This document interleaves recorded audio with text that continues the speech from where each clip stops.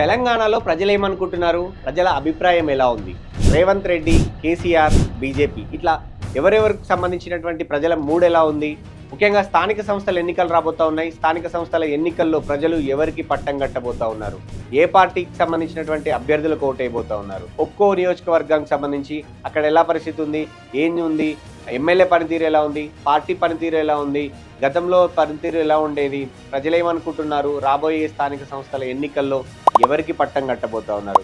ఇలాంటి అంశాలకు సంబంధించి ఒక్కో నియోజకవర్గానికి సంబంధించి మీ ముందు ప్రజాభిప్రాయాన్ని మీ ముందుంచే ప్రయత్నం చేయబోతా ఉంది తెలుగు 360. ఎక్కడ కూడా కాంప్రమైజ్ కాకుండా ప్రజల అభిప్రాయాన్ని పక్కాగా శాస్త్రీయంగా సర్వే చేసి మీ ముందుకు తీసుకురాబోతోంది.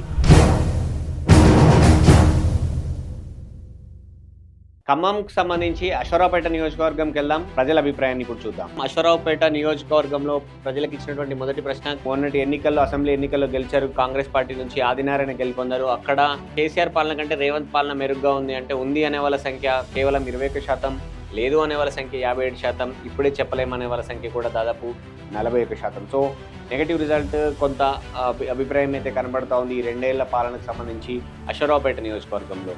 నెక్స్ట్ క్వశ్చన్కి వెళ్దాం. రైతు భరోసా, రైతు రుణమాఫీ పట్ల సంతృప్తిగా ఉన్నారా అంటే ఉన్నాము అనే వాళ్ళ సంఖ్య కేవలం 23%, లేము అనే వాళ్ళ సంఖ్య 76%. సో కాంగ్రెస్ పార్టీ ఎమ్మెల్యే ఉన్న చోట కొంత నెగటివ్ ఒపీనియన్ కాంగ్రెస్ వైపు కనపడతా ఉంది. సో చూద్దాం నెక్స్ట్ క్వశ్చన్స్లో ఎలా ఉంటుంది అనేది. నెక్స్ట్ క్వశ్చన్, రేవంత్ పరిపాలనకు మీరు ఇచ్చే మార్కులు ఎన్ని అంటే 25 మార్కులు ఇచ్చే వాళ్ళ సంఖ్య 58% అయితే 17% మంది ప్రజలు 50 మార్కులు ఇచ్చారు, 16% మంది ప్రజలు 75 మార్కులు ఇచ్చారు, మిగతా ప్రజలంతా కూడా 100 మార్కులు ఇచ్చారు. సో ఇది అక్కడ తక్కువ మార్కులు కాంగ్రెస్ పార్టీ పరిపాలనకు రేవంత్ పరిపాలనకు పడ్డట్టుగా చాలా స్పష్టంగా కనపడుతుంది. నెక్స్ట్ క్వశ్చన్కి వెళ్దాం.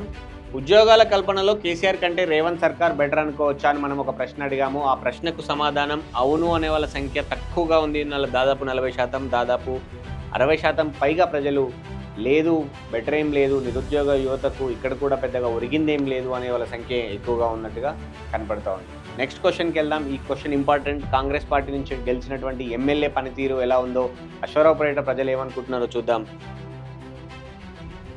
మీ ఎమ్మెల్యే పనితీరు మెరుగ్గా ఉందా అని అడిగితే బాగుంది అనే వాళ్ళ సంఖ్య అతి తక్కువగా ఉంది, 25%. బాగోలేదనే వాళ్ళ సంఖ్య 41%, మెరుగుపరుచుకోవాలి అనే వాళ్ళ సంఖ్య 33%. సో ఈ 33% మంది ప్రజల్లో నుంచి మరింత పాజిటివ్ ఒపీనియన్ తీసుకుంటే కనుక ఆయనకు ప్లస్ అవుతుంది, లేదు అంటే మైనస్. కాంగ్రెస్ పార్టీ ఎమ్మెల్యేగా ఆయనకు ఇబ్బందికరమైన పరిస్థితి తప్పదు. ఎందుకు అనంటే ఆయన వ్యక్తిగత ప్రదర్శన పట్ల కూడా అశ్వరావుపేట ప్రజలు సంతృప్తిగా లేరు అనేది అయితే చాలా స్పష్టంగా కనపడుతూ ఉంది. నియోజకవర్గాలకు సంబంధించినటువంటి శాంపుల్స్ విశ్లేషించినటువంటి ఆధారంగా వచ్చినటువంటి రిజల్ట్స్ చూస్తున్నాం కదా, కేవలం పేపర్ శాంపుల్సే కాదు, ప్రజలు కూడా ఏమనుకుంటున్నారో, ప్రజల అభిప్రాయం ఎలా ఉందో కొన్ని వీడియోల్ని చిత్రీకరించింది తెలుగు 360. ఆ సంబంధించినటువంటి రిజల్ట్స్ కూడా ఇప్పుడు మనం చూద్దాం. మన అశ్వరావుపేట నియోజకవర్గానికి ఏమైనా పనులు అవుతున్నాయా? కాంగ్రెస్ గవర్నమెంట్ వచ్చాక ఇప్పుడు 2 సంవత్సరాలు అయింది. 2 సంవత్సరాలలో కూడా మా పంచాయతీలో గానీ మండలంలో పంచాయతీలు అన్ని కూడా ఒక్క కట్ట కూడా బీసింగ్ చేసినట్టు లేదు. అది ఎట్లా ఉంటారు? ఆదినారాయణ గారు ఎట్లా ఉంటారు?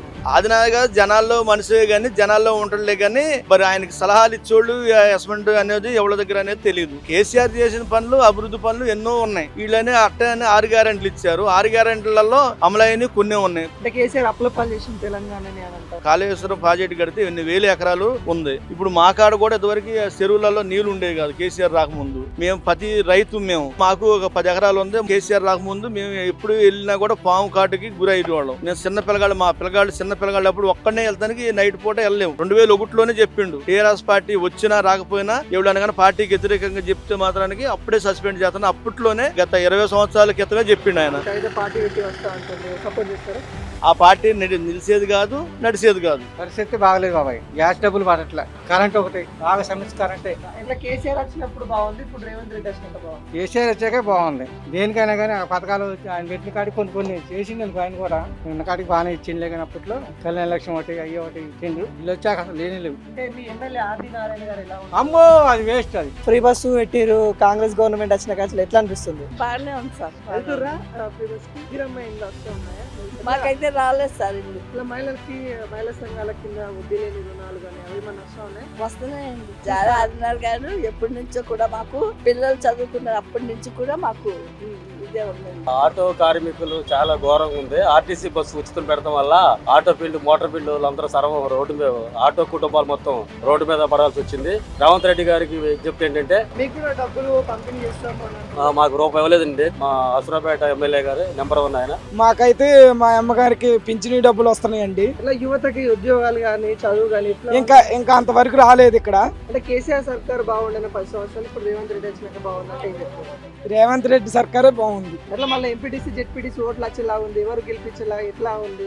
మళ్ళీ రేవంత్ రెడ్డికే వేయాలి ఓట్లు అని అనుకుంటున్నాను. రేవంత్ రెడ్డికి ఇంకా సంక్షేమ కార్యక్రమాలు అందుతున్నాయి. ఇంద్రమ్మ ఇల్లు కావచ్చు, 500 రూపాయలు వస్తుంది. ఇంద్రమ్మ ఇల్లులు కూడా వాళ్ళ కార్యకర్తలకే అందుతున్నాయి, కాంగ్రెస్ ప్రభుత్వంలో ఉన్న వాళ్ళకి అందుతున్నాయి. నెక్స్ట్ క్వశ్చన్కి వెళ్దాం. ఉచిత బస్సు ప్రయాణం పట్ల మీ అభిప్రాయం ఏంటి అని అడిగితే బాగుంది అనే వాళ్ళ సంఖ్య 25% అయితే, బాగోలేదు అనే వాళ్ళ సంఖ్య 75%. సో మెజారిటీ ప్రజలు ఉచిత బస్సుకు సంబంధించి అసంతృప్తి వ్యక్తం చేశారు. దానికి గల కారణాలు ప్రత్యేకంగా ప్రస్తావించాల్సిన అవసరం లేదు. ఎందుకు అంటే బస్సుల్లో రష్ కావచ్చు, బస్సులో అవైలబిలిటీ లేకపోవడం కావచ్చు, చిన్న చూపు చూస్తున్నారని మహిళలు ఫీల్ అవ్వడం కావచ్చు, మేము డబ్బులు కట్టినా టికెట్ తీసుకున్నా మాకు సీట్లు ఉండట్లేవని పురుషులు భావిస్తుండడం. సో ఇవన్నీ కలిపి కూడా ఓవరాల్గా ఉచిత బస్సుకు సంబంధించి అశ్వరావుపేట ప్రజలలో ఉన్నటువంటి అసంతృప్తి అయితే చాలా స్పష్టంగా కనబడుతోంది. నెక్స్ట్ క్వశ్చన్కి వెళ్దాం.